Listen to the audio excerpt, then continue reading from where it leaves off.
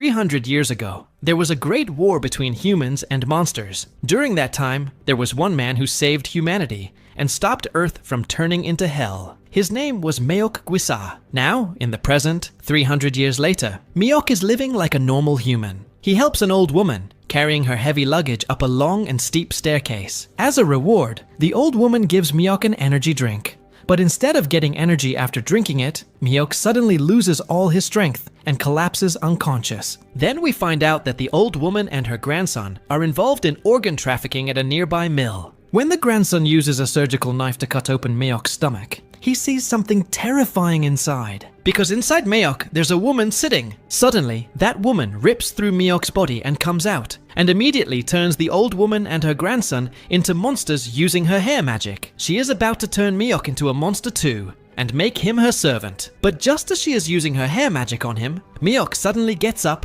and bites off one of the witch's fingers. Then he punches the witch so hard that she crashes through 2 walls and flies away. But the old woman, now a monster, grabs Meok and slams him down hard. The grandson, also a monster now, starts beating Meok up badly too. But just then, the witch emerges from the debris of the wall and says, "Wait, don't kill him yet." She inserts her hair into Meok's mouth and pulls out his soul, and then eats it. The moment his soul is taken out, Meok suddenly starts aging rapidly and looks like an 80-year-old man. At that moment, old Meok thinks to himself that he can't die yet. So he gathers all the remaining energy left in his body and uses a very ancient technique. He focuses all his power and releases it through his rear end, breaking free from the witch's hair grip. Smashing through the roof, he escapes from there. The witch then tells her monster slaves there's no need to catch him because the hell demon has awakened. The scene then shifts to a boy named Goyoung, who is being bullied by his childhood friend, Jongbo. Jongbo says, "It's your birthday today, right? Here, take these chocolates and eat them." Goyoung replies, "This is a bit too much." Just then, Jongbo slaps Goyoung hard and says, "Don't talk back! Finish all these chocolates before I get back. I'm bringing beer for you, and you better drink that too." Saying this, Jongbo leaves. Goyoung eats so many chocolates that he starts vomiting. While puking, he sees an old man approaching him. And this old man is none other than the monster hunter, Meok. Just as Goyoung is about to call 119, Meok says, "The hell demon has returned." Goyoung thinks maybe this old man has gone senile, and he's about to make the emergency call when Meok suddenly grabs his hand and says, "The hell demon has returned. If we don't act fast, this earth will become a living hell." Goyoung, confused, asks, "Then what should we do?" Meok slowly stands up and says, "You have to eat me." Goyoung stares at him and says, "What nonsense are you talking about?" Suddenly, Meok grabs Goyoung's face, stretches his mouth wide open, and literally dives into it, like a snake crawling into its burrow. Goyoung is left stunned, having no idea what just happened. Just then, Jongbo returns, holding a bunch of beer bottles and says, "Now you'll have to finish all of these." But at that moment, Goyoung's mouth opens unnaturally wide, like an elephant's trunk, and swallows half of Jongbo. Jongbo barely manages to force himself out, using all his strength. Shocked and terrified, he yells, "Meok, the monster devourer!" Before Goyoung can even process what's happening, Jongbo kicks him straight in the mouth and transforms into a dog-like monster. He starts viciously beating Goyoung, punching, slamming, and finally picking up a whole tree and smashing its thick trunk straight into Goyoung's mouth. Jongbo is now ready to devour Goyoung. But in that moment, Goyoung's mind is flooded with memories of everything he's endured in life. All the suffering he silently bore in hopes that one day it would all end. But it never did. Something snaps. Goyoung throws a single punch at Jongbo, with so much force that half of Jongbo's shoulder gets obliterated. Jongbo, now terrified, begs, "Please don't kill me. We're childhood friends, remember?" But a voice echoes from within Goyoung, "Finish him." And then Goyoung delivers another punch. This time, Jongbo's neck snaps completely. And just when Jongbo's soul tries to escape in the form of a dog, Goyoung's mouth suddenly becomes huge, and he ends up swallowing Jongbo whole. Goyoung sits there in shock, wondering if he really killed his childhood friend Jongbo, or if this is just a dream. Suddenly, a voice comes from his belly. And it's Meok's voice. She says, "From now on, you are Meok. This is your destiny. It's you who must save the world now." Monsters are now entering the human world from hell. They eat humans, and there are 2 types of monsters. One that eats human meat, and the other that consumes human fear. "I'll leave everything to you now," Meok says, and disappears into his belly. The next day, when Goyoung goes to school, he notices that Jongbo hasn't shown up. That means what happened yesterday wasn't a dream. Soon after, Jongbo's friends come and ask Go-young where Jongbo is and why he hasn't come. Go-young says he doesn't know. They warn him not to mess around again and leave. A little later, Go-young starts to feel extreme pain in his stomach. He runs to the toilet, and while sitting on the seat, he starts thinking, what just happened? Jongbo was his only real friend in this world, and to him, Jongbo was the kindest person on earth. But suddenly, his butt starts glowing, and out of it comes Jongbo, completely naked. Go-young yells, "What the hell? I just pooped out Jongbo!" Jongbo opens his eyes and is shocked to see himself like this. He says, "Wait, we were just going to the computer room to play a game. How the hell did I end up here, naked in the school bathroom? And why has my body changed so much?" Go-young is also completely stunned. We're then shown a flashback scene where Jongbo and Go-young are heading to the computer room to play a game. But suddenly, a strange-looking dog appears out of nowhere. The dog attacks Go-young, but Jongbo jumps in to save him and ends up getting bitten instead. The dog dies instantly after the bite. However, after this incident, Jongbo changes completely. The boy who was once kind becomes cruel, and he starts bullying his childhood friend Go-young. But now, in the present, we see that Jongbo has turned back to how he used to be, and Go-young is overwhelmed with joy to have his childhood friend back. Tears start flowing from his eyes. Jongbo asks, "Why are you crying?" Go-young replies, "It's nothing, you wait right here. I'll go get you some gym clothes." But as soon as Go-young steps out of the bathroom, he sees that a tall, creepy monster has turned the entire school into terrifying, smiley monsters. Anyone it bites becomes one too, just like a zombie virus. Go-young quickly slams the door shut. The monsters start banging on the door loudly and shout, "How long do you think you can protect yourself? Sooner or later, you'll be ours." Now Go-young is thinking, just when I finally got my childhood friend back, this is happening. But he doesn't want to lose him again. So he takes off his shirt, hands it to Jongbo and says, "Put this on, and thank you for protecting me when I was weak, and now it's my turn. I'll be back soon." And then Go-young opens the door. The monsters admire his courage and say, "You're a brave one, coming to us all on your own." That's when Go-young replies, "I won't take this anymore. I am not just anyone. I am the monster devourer." Then a horde of half-monsters, on the orders of that old monster, attacks Go-young. There are so many monsters that they completely cover Go-young, and they start chewing on his arms and legs. And when the old monster tastes Go-young's flesh through the half-monsters, he finds Go-young's taste disgusting. Then we see that Miyok is with Go-young, and Miyok asks Go-young, "Why aren't you fighting back? If this keeps going, in just 1 minute, all the skin on your body will be gone, and only a skeleton will remain." Go-young replies, "But they're all humans. How can I kill them?" Miyok says, "So what? Don't you remember when you were bullied and always harassed? These people never did anything. You were bullied in front of them, and they just turned their faces away. There's no difference between them and monsters." But Go-young replies, "No, they were just scared, weak. That's why they couldn't help me." But even in this world, there are people like Jongbo who help others without caring about themselves. I can't attack them. They are scared humans just like me. Then Miyok says, "You've passed the test. I just wanted to know if you hold hatred towards humans, because a monster hunter must never have hate for humans." And then, Miyok explains that the gate of hell has only cracked for now, which allows only the souls of hell's monsters to enter the human world. These souls are powerless, so the monsters enter human bodies and survive for 30 days. Because if they survive in a human body for 30 days, they can transform into their monster form, meaning they gain their real power. And after 30 days, there is no way to save the human body possessed by the monster. The only way is to destroy that human body. But you are different. You can heal the possessed humans by eating them. When you eat them, the monster soul gets digested in your stomach, but the human body comes out through your rectum, just like Jongbo. But remember this, if you have even a little hatred for humans inside you, then you'll digest the human body along with the monster. And keep in mind that the secret of your power is your hunger. The more your hunger grows, the stronger you become. Then we see Go-young shove 10 to 20 half-monsters into his huge mouth and swallow them, and he swallows the remaining monsters too. The old monster is shocked to see this, thinking, "What the hell is this thing?" And then, in the blink of an eye, Go-young rushes toward the old monster and bites off one of his arms. But the old monster's arm tastes incredibly good to Go-young, so tasty that he had never experienced a flavor like that from anyone. And now, Go-young wants to eat more. Then the monster grabs Go-young's head and slams it hard into the ground and is about to punch him again when Go-young grabs his arm and punches him in the stomach with a blow on the level of a black flash. Then opens his huge mouth and is about to eat the monster. But somehow, the monster pushes Go-young away and runs off. Go-young chases after him. Now the monster has only one option left. He makes a contract with the red and blue monsters inside his eyes, promising that if they save him from Go-young, he will let them eat 100 pure humans. After that, two monsters, one red and one blue, emerge from the old monster's eyes.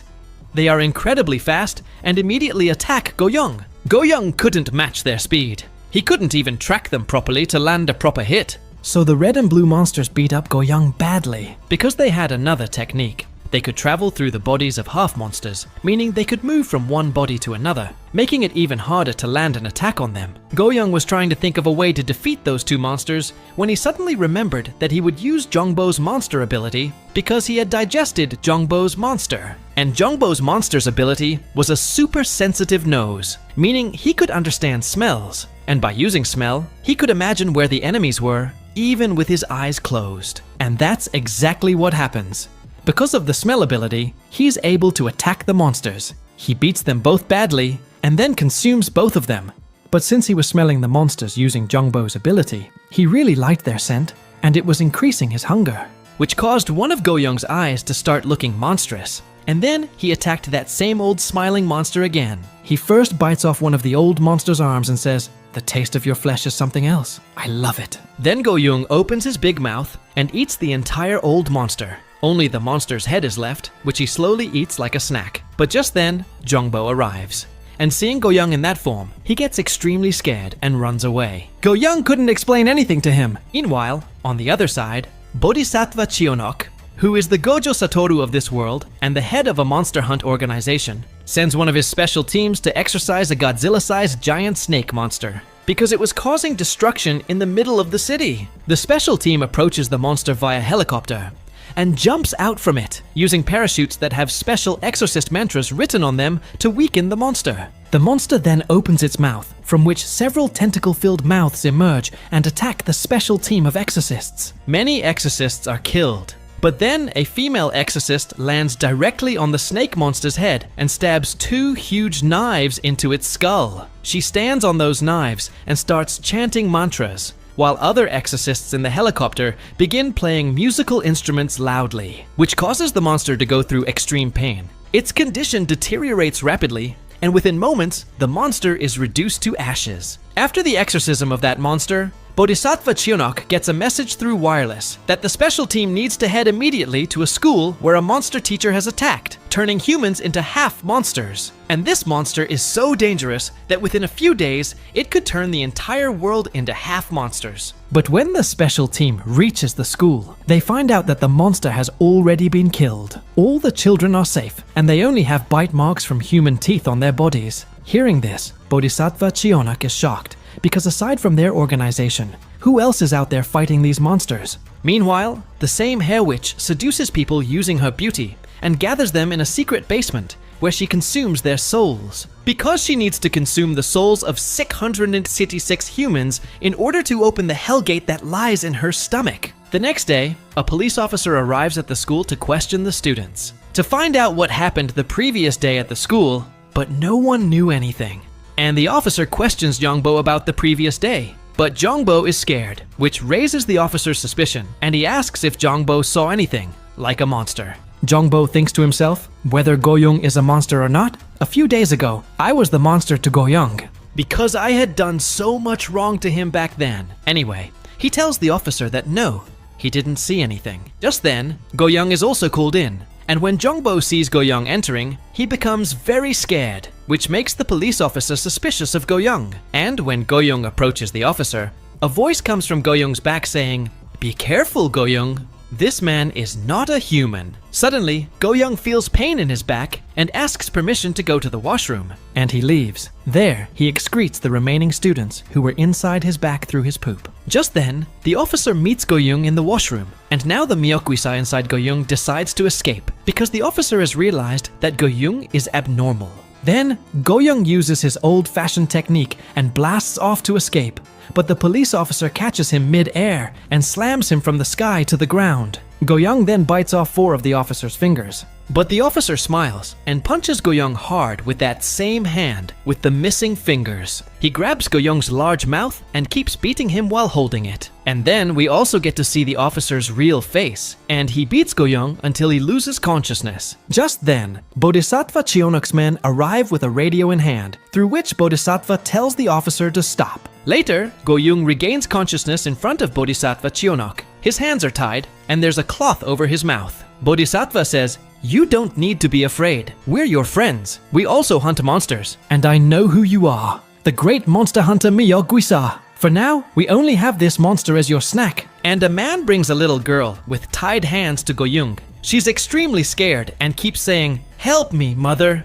Father, please help me." Seeing her, Go-young starts to drool, and his monster hunter instincts awaken. But even then, Go-young thinks, "How can I even think this way after seeing an innocent little girl?" Just then, Bodhisattva unties the girl's hands, grabs her by the hair, and throws her toward Go-young. And right then, we see that the girl transforms mid-air into a giant fat pig monster, and she body slams Go-young with full force and punches him multiple times. But then, Go-young catches one of her punches and says, "I'll protect this innocent girl," and in a single move, eats the pig monster whole. Meanwhile, on the other side, the grandma and her grandsons who run an organic trafficking ring trap humans and deliver them to the hair witch. And the grandson brings a fat, ugly otaku who is a huge fan of monsters and says, "I always wanted to become a monster and work with them." He begs the hair witch to turn him into a monster too, and then the witch grants him a secret ability, which we'll learn about a little later. Meanwhile, Jongbo is walking home,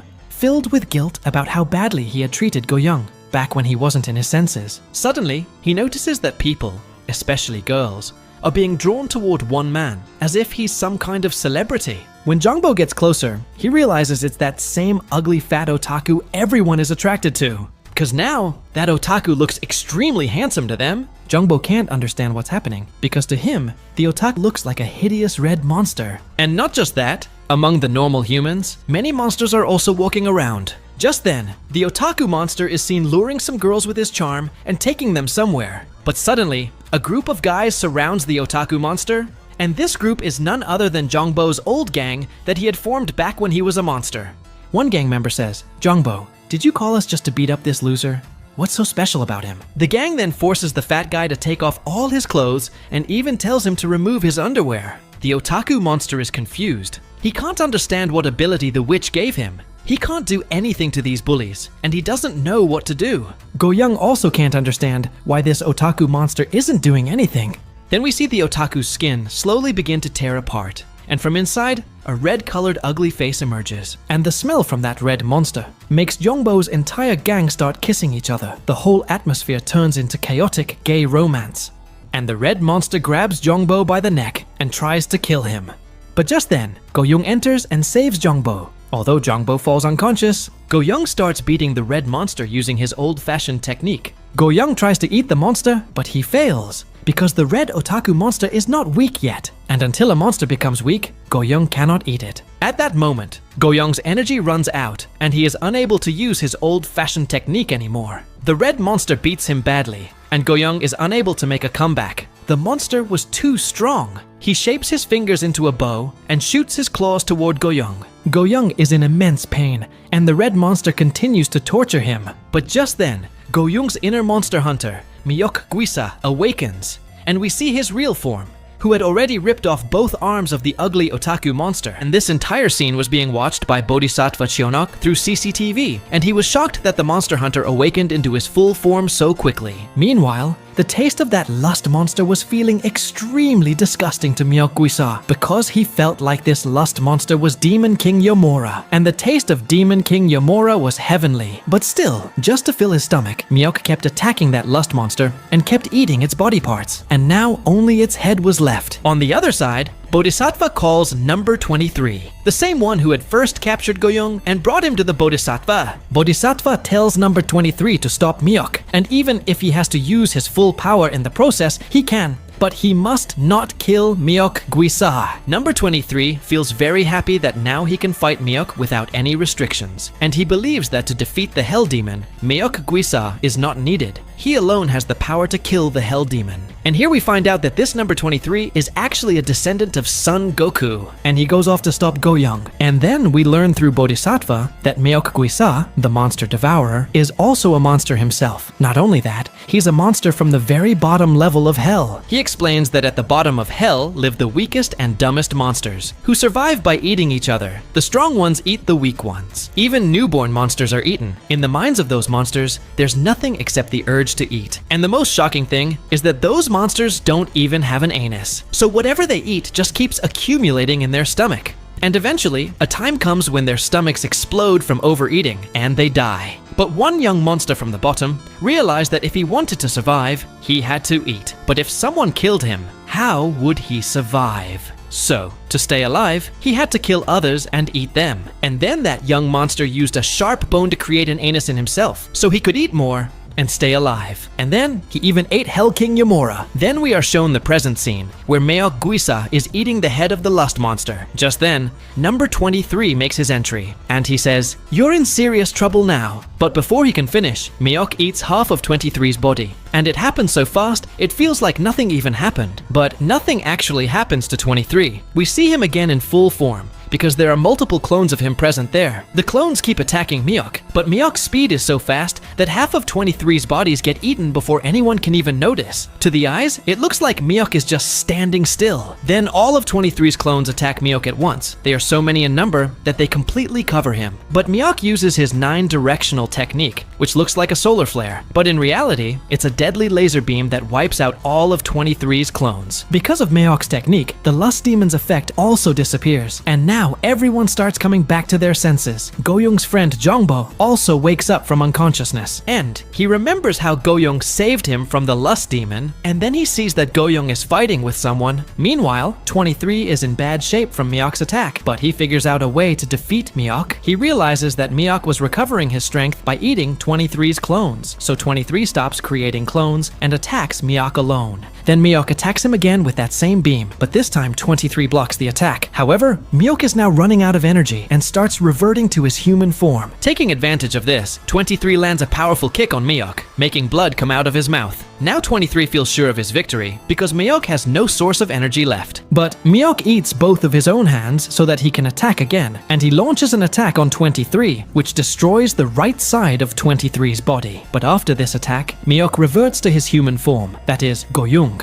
But now 23 is beyond furious, and he completely ignores his promise to the Bodhisattva about not killing Myeok, and starts preparing a deadly attack to kill Goyoung. Just as 23 is about to attack Goyoung, Jongbo steps in and says, "I won't let you kill my friend." But 23 is blinded by rage, and he attacks Jongbo. But the attack has no effect on Jongbo. Instead, 23's own fingers break. Then Jongbo punches 23 with full force, knocking him far away. 23 can't understand how a normal human could be this strong. He attacks Jongbo again, but Jongbo catches the attack effortlessly. And then we find out that the Bodhisattva is inside Jongbo, and he is extremely angry at 23's actions. He says, "How dare you disobey me? How dare you not follow Dharma?" And because of the sacred jewelry on 23's head, he begins to feel a severe pain in his head that he cannot bear, and he begs the Bodhisattva for forgiveness, saying, "Please forgive me. I'll never make this mistake again." Then the Bodhisattva lifts Goyoung onto his back and starts walking away, saying, "Don't worry, Goyoung.